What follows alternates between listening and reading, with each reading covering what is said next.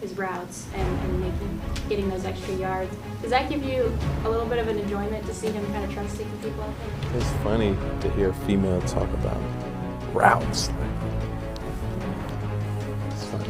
I want people on this committee, guys, that can watch played football. Yes, that have played football, that are around football, that can tell you different teams on tape, not on paper. So no woman belongs on the committee because no man played football. So You said that. I want to come and have an interview with you as well. That's the reason why I'm here. So just to see your eyes for the first time. It's nice. So hopefully we win this game and we can have a drink after. Don't blush, baby. I'm not blushing. 2-1 is better than...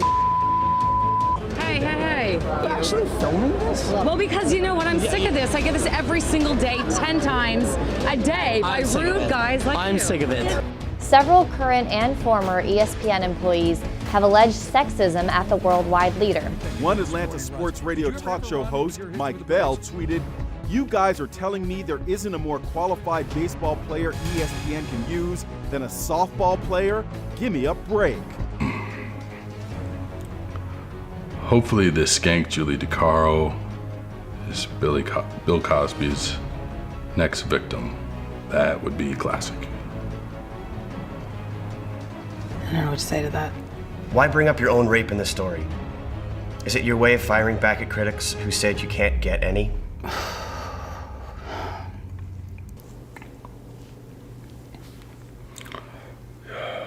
You need to be hit in the head with a hockey puck and killed.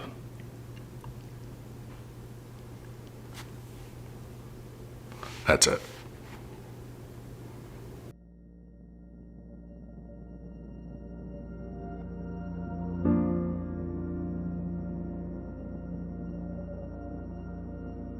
Tori Petrie here in Allen Park, and I am joined by ESPN's Laura Rutledge, which, looking ahead, is going to be the sideline reporter for the Lions season opener on Monday Night Football. So joining me now is Mina Kimes, who spent some time with Luka Doncic for a fascinating story that you got to check out in ESPN, the magazine. Luka Doncic is no Darko Milicic. Joining us now live on SportsCenter are Sam Ponders with Clemson ahead of Monday's national title game. Now joining us on the show, Katie Nolan of the Entertainment Sports Programming Network. How are you, Katie? Oh, not too bad. I did my own hair and makeup, so tell everybody to keep their comments to themselves. Thanks. Currently, just 13% of all sports reporters in the country are female. And while those numbers have improved over the last few years, women are still being considered a minority in the industry. As a young woman entering the sports media world, it is hard to prepare yourself for the kinds of things you will encounter throughout your career. You know, in this line of work, that kind of thing is going to happen to women, probably. Then I've read other ones that are like, I don't care who it is, I just can't stand listening to women talk about football or soccer. We see that the size of your waist and the color, even the color of your hair, right, whether you're blonde or brunette, is highly tied to your credibility as a woman, which is sad. Women like Melissa Ludke, who fought for the rights of women to enter locker rooms after games, and Jane Chastain, who was the first woman sports broadcaster in the country, have paved the way for women in this industry and ignited a force inside of women everywhere. Sadly, the harassment and bias that has been present for decades is just now coming to light. And that light is blinding. I had the opportunity to interview 4 amazing women in the media industry and asked them to share their stories. Caroline Sawyer is an assistant professor at the University of South Carolina, Beaufort. She has experience in sports broadcasting and has worked at a major sports network. Amber Lynn Carroll is a sports reporter for WJCL 22 News in Savannah, Georgia. Poppy Miller is the lead reporter for the Charleston Battery soccer team in Charleston, South Carolina. And Holly Bounce Jackson is the head of operations at SCE-TV Lowcountry. Although Holly's passion isn't in sports, she has had several years of experience in the media industry. Like all women in this industry, it's time for their voices to be heard. It's time to see her. To start things off, I asked these ladies to share their experiences with harassment in the workplace.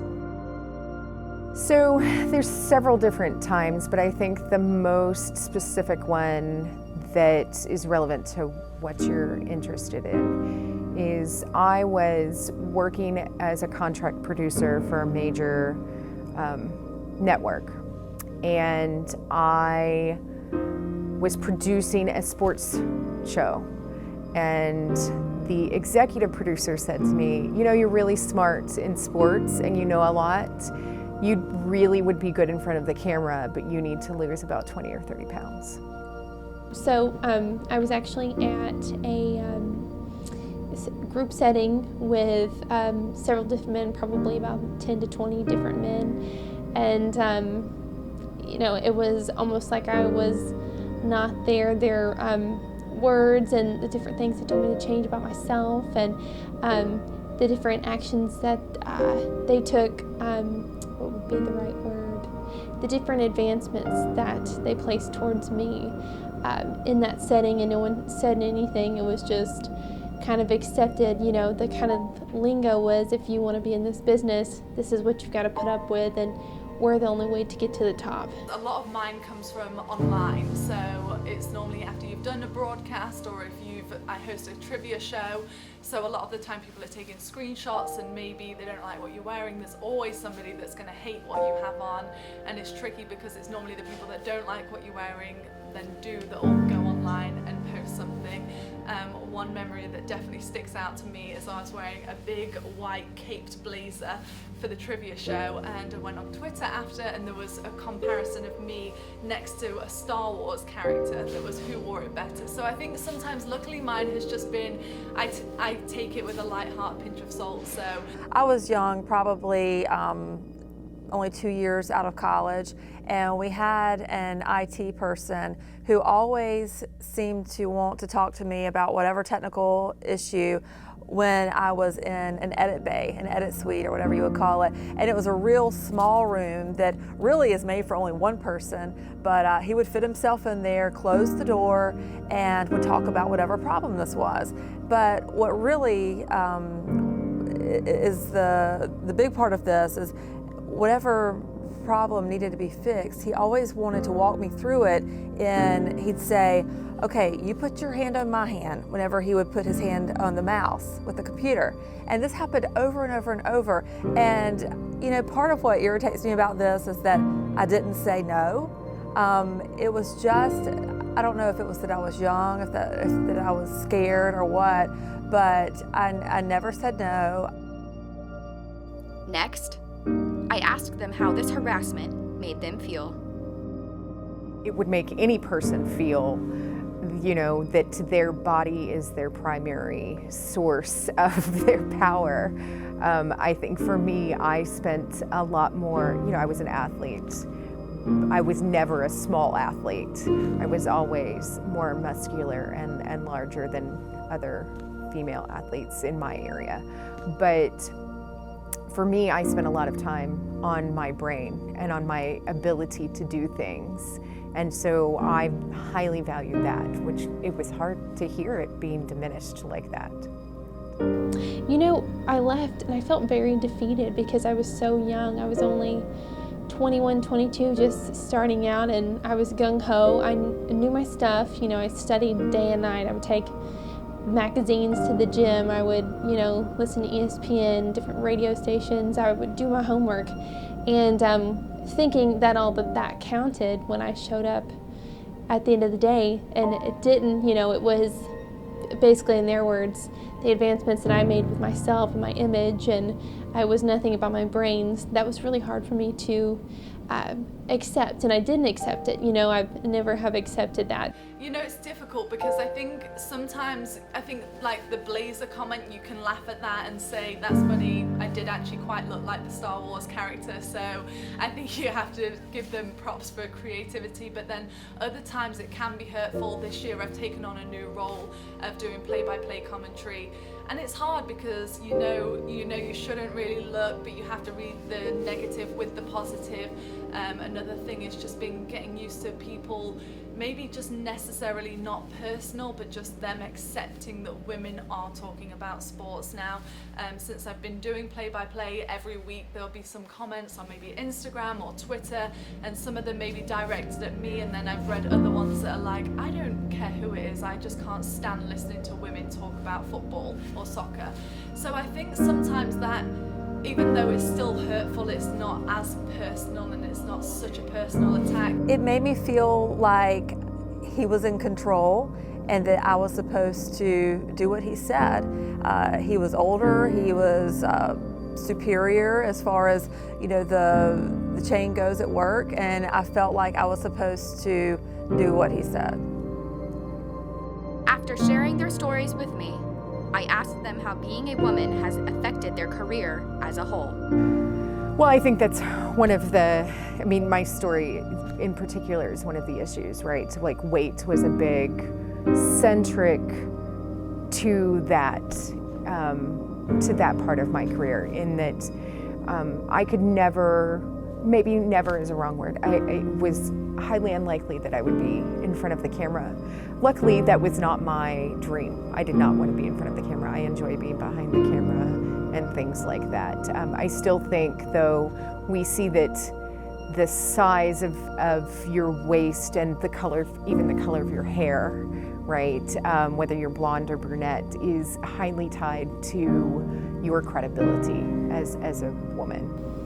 You know, being a woman, you are seen as a little weaker. I'm not even gonna, you know, there are some wonderful people out there that treat you as an equal, just like everyone else, and you don't feel any different. You feel like you're just there to do your job. So it's not everyone, but there have been more so occasions where you feel less qualified, or someone thinks of you being less qualified just because you are a woman, or you can't handle different things, or you don't need to be in the locker room. Actually, perfect example, one time I was asked in an interview how I would feel about being in a locker room, and I was completely fine with it because, I mean, you look past it and you do your job. That's what you're there to do. But in that person's eyes, it was not acceptable for a woman to be in there. And so I mean, perfect example right there, you know, just being a woman, it's still, now it's more accepted, but we're just now getting to the point where you're not questioned as much.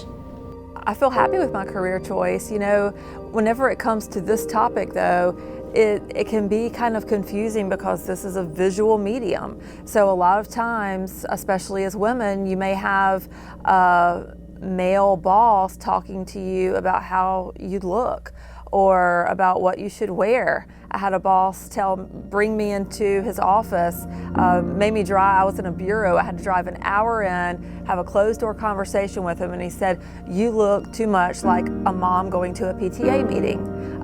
Personally, I wasn't bothered by that because I was a new mom and that was just fine with me. But you know, that probably was not the best choice of words for him to give me. But you know, in this line of work, that kind of thing is going to happen to women. To lighten the mood, I then asked them if they have seen a change in the industry since they've entered it. Yeah, I definitely have. I think what a lot of the industry is recognizing is that there are a lot of women who not only are very smart, but are very talented and translate well in front of the camera and do a good job of having that without being the ideal image, and have multiple facets of places that they can work, whether it's behind the camera, in front of the camera, in an anchor position versus a sideline position. I think we're, you know, seeing a lot more of that. I think that's important for us. What I would really like to see is the way that when we watch a men's sport, you see all men calling and doing the game. I really would like to see that for women's sports, that we have all women sitting and calling and doing color for all of our games, because we play the sports, we know the sports, and I think that's an important representation for all of us, especially as we not just work in the industry, but see young women who want to break into the industry. Yes, and it's been a wonderful change. Since I entered, I got out of college, graduated from Tennessee in 2013, and even since then, 5 years, it's with the Me Too movement and just people coming forward and telling their stories and writing books and saying, hey, this isn't okay, and there's so many more women entering the sports world, and people are actually seeing it as a good thing now. It's a great thing. People are seeing it not as more of it's still a, male-dominated, obviously, workforce, but we're coming in, we're showing what we know and what we can do. I think one of the biggest changes that has come with social media is just women speaking up and speaking out against the people that are feeding in the negatives. I mean, a lot of the time, like I said, a lot of the time some people are just saying, I just don't like listening to women talk about sport. And I think that's so narrow-minded, because it's not even an attack on a specific person, it's just such a generalization. I mean, I was looking at Laura Rutledge, and she's somebody that I love to just watch how she handles things, and Maria Taylor, another one, handles everything so well. And it was actually just yesterday that Laura Rutledge responded to a Twitter troll, and that's another thing that I already am battling with at this point. I've never responded to somebody that has said something negative, because I always think you just can't give them that attention, but I think that she was absolutely right to do this.